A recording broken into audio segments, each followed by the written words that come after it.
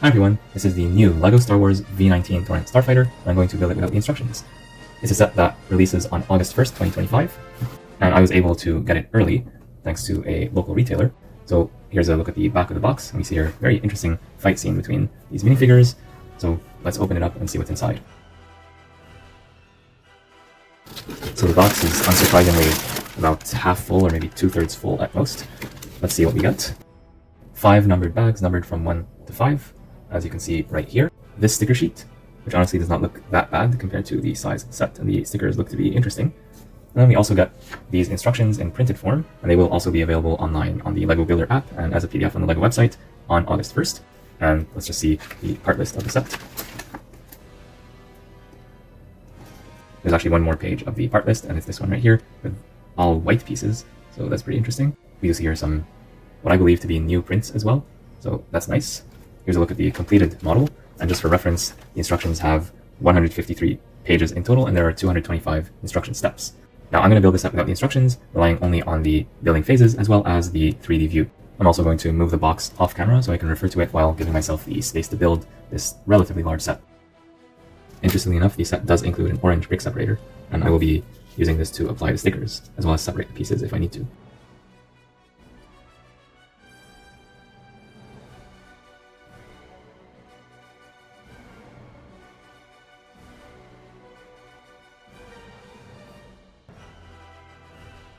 So what I'm doing now, because I don't really know how this is going to be put together without looking at the instructions, so I'm separating all the Technic stuff from the plain system stuff, so anything that has a Technic connection, like this axle hole, or these holes right here, or the axles, or pins themselves, I'm separating these Technic pieces from the regular system pieces, so plates, bricks, and other simpler pieces like that.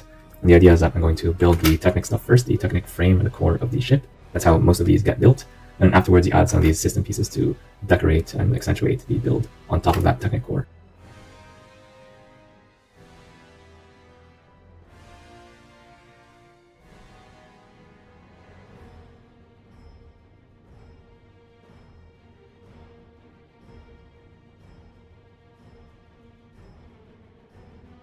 As always with LEGO Technic, if you forgot one thing, you have to take everything apart and put it back together. In my case, I didn't realize how these were inserted at the beginning, so I did not include them, and now I have to take the whole thing apart just to put them back. It's a learning experience, so I'm not complaining. I get to enjoy the LEGO building process even more.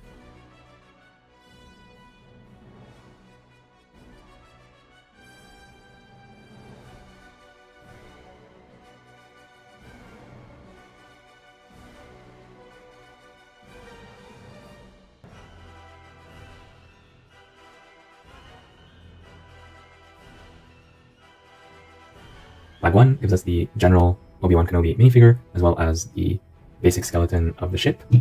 And this was pretty fun to figure out how to put together. Make sure you don't forget these axles right here, otherwise you have to take apart the whole thing and put it back together. And figuring this out was a little bit of a challenge, especially the underside and some of the technical bits here and here, but it was fun to do nevertheless.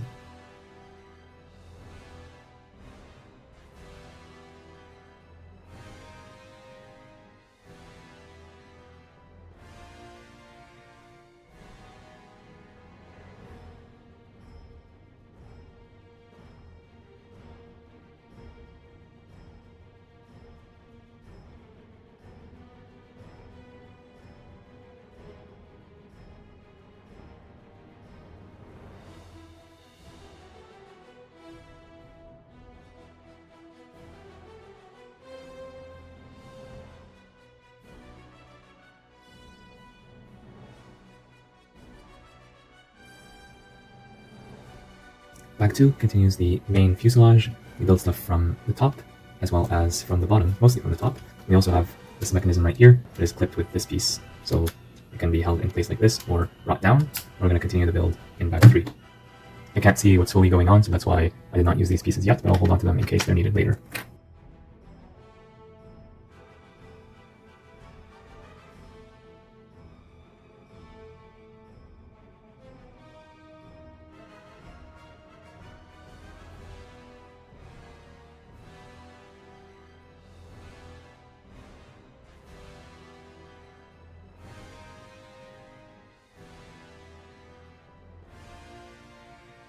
Bag 3 gives us the clone pilot minifigure, as well as the middle wing, which has a very interesting asymmetrical construction, and gets attached to the rest of the build somehow like this.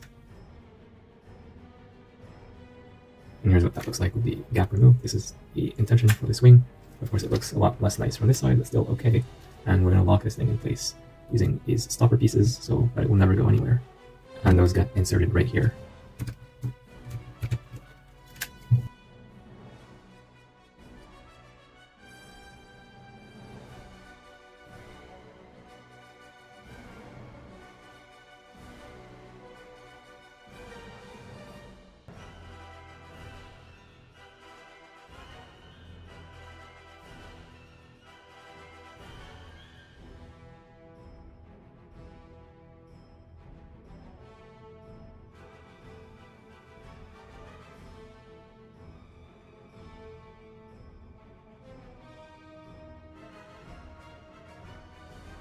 Bag 4 builds the left wing of the starship and finishes up the exhaust here. And we also add this sticker detail. And then we can just plug this in right here. But I'll do that at the very end just so we can rely on this for bag 5, which is going to be the other wing, since they're almost symmetrical.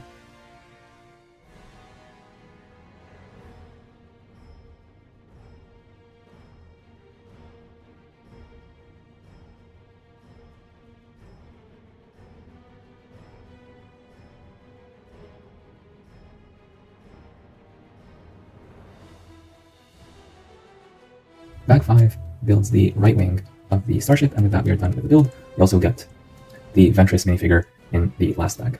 There's a bunch of pieces here that I ended up not needing to use to make the build according to what I see on the box. I'm not sure if these pieces are used internally, or maybe as I do the review I'll find out where to put them, but for now I'll just set them aside. And of course we get tons of tiles to be used in the stud shooters. I'll just insert one of them here for illustration purposes.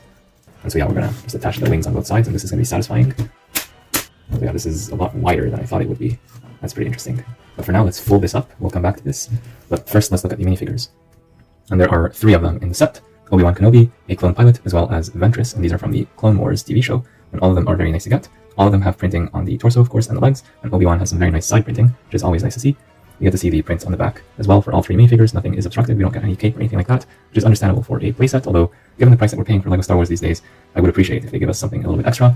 Of these 3 minifigures, only Obi-Wan has an alternative expression where he's angry or frustrated or just engaging in battle, and this is basically angry clone in a slightly modified version from the good old days. No alternative expression here, and Ventress has some printing at the back of her bald head because she could not have an alternative expression that would not be covered up by anything. Although I do wish they gave her a helmet or something like that, and I do wish that they would have given this guy a hairpiece just to give us more variety, and I would not have complained if they gave us 1 or 2 more clones in this set for the price that we pay. But other than that, the figures are decent. No side printing on the legs for any of them, no dual molded legs. In terms of accessories, Obi-Wan has his famous lightsaber, Ventress has her dual sabers right here in the nice transparent red colors, and the clone pilot just gets a blaster, and there's an extra one of these in the set, and there's 1 extra hilt of this type and 1 of this type, so if you have any extra lightsaber pieces, you can attach them to those hilts. Now, as for the ship itself, let's have a look at it from all the angles before we explore all the functionality and the play features. And here it's in its folded up form, which is the most compact form. So I'll just spin this around, and this is what you would see on LEGO.com by default when you just spin this thing around, and that's what I use to build the set, just to get an idea of what this looks like from all angles. So yeah, this is the basic idea, and I'll just put a minifigure here just for the sense of scale. This is the approximate scale of the thing, just so you understand what you're paying for here, and so it does have a certain visual presence. It's not like a tiny little microfighter, but at the same time, it's not an Ultimate Collector Series model either. It's somewhere in between, so it's one of those famous play scale sets that LEGO used to do since the 2000s, although they did up the design and the refinement of this set compared to what they used to do 2 decades ago. So there's a lot more curves, there's a lot more inverted tiles, such as here, especially to cover up some of the undersides of plates, which I know lots of people don't like to see. So there's a bit more refinement here than usual, although I do think they could have done even more. They could have completely covered this up, for example, but then that would have increased the budget substantially for a set that's already very expensive. Now, we've basically seen it from this angle, so let's look at it from the top. So there's a good contrast between these smooth surfaces right here at the fuselage versus the studded surfaces of the wings, well, partially studded anyway. And we have this tail wing right here that's very interesting, and it's held in place right now with that clip that we saw in bag 2, but then we can easily disengage it and basically move this down, and we can also swoosh the ship like this, although it would probably make more sense to bring the wings down as well. So yeah, this is a nice look. It's a totally different thing. All we have to do is basically move these around, and there's actually another clip right here, so we can hold this in place in this position. So it's locked, it's not going to go anywhere unless you really force it. And yeah, you can hold this thing like a big toy, basically, and swoosh it around. And it does have some weight to it. It's not very heavy, but it's not super light either. There's a good amount of plastic here, and you feel your money's worth when you hold it this way. You play with it. So it's fun to swoosh around. And as you can see here, the wingspan is not tiny. It's quite substantial when you open it up like this. It barely fits in frame. So yeah, there's lots of interesting details in the build. I won't be able to mention every single piece because we'd be here forever. But some examples of nice part usage, including using these trash cans for the exhaust. We have a bunch of weaponry right here, and same thing on the other side. So we're using a candlestick piece for the fake weapon. This is one that is decorative only. And here we have the stud shooter, where if you press this, you can actually fire at someone and try to get them, although more likely you're just going to lose that stud forever. But at least they give you plenty of spares, so there is that. This is not an official pose for the vehicle, but in practice, if you just want to put it down, this is one option to put it down. And yeah, these wings, they can go all the way up like this, and they can go all the way down up to the point where these pieces meet. So that's why we have these pieces. I was wondering why we're not going to connect anything here, and I realized later that this is just to stop the wing from going all the way down and crashing into this part right here. So that's why they did that. So that's a pretty interesting design choice right here. Oh, this is a wheel. This is one of those LEGO Technic pieces. I'm not quite sure what it's called, but we've seen this in some Technic sets, basically to rotate things around. So it's basically like a thing for humans to use to actuate mechanisms and things like that. And here we're using it as a greebling piece, so that's pretty nice. I do like a little bit of the olive green right here. It adds a bit of color and personality to the set. I do like the transparent yellow used here as well, because this reminds me of LEGO Classic Space. And of course this is openable. You can put one minifigure in here, and I'll put the pilot. There are 4 studs here, so you gotta watch out so when taking him out so that the legs don't stay attached, especially if you play with a set for a while. And you do have to lean him back, and probably has to, yeah, you can keep his gun if he wants. And this is what he would look like inside. So that's a pretty good look right there. He is looking a bit up, but it's not a big deal. So yeah, this looks like a very nice playset. If I was a kid when this thing came out, I would love this set so much. It's not perfect, but it's pretty close. And I just love all the smooth angles right here. Like using only pure brick building techniques, just regular LEGO pieces. There's no specialized pieces here. They have quite a nice effect. So I do like this, and yeah, it makes sense to me. I wish that these were prints instead of stickers, but honestly, the sticker sheet is not that bad. It's only a few stickers. You just gotta watch out for the round stickers so that you put them with the right orientation. You're gonna want to have these T pieces pointing this way and this way. So I guess I could have rotated the sticker just a little bit, but it's not a big deal.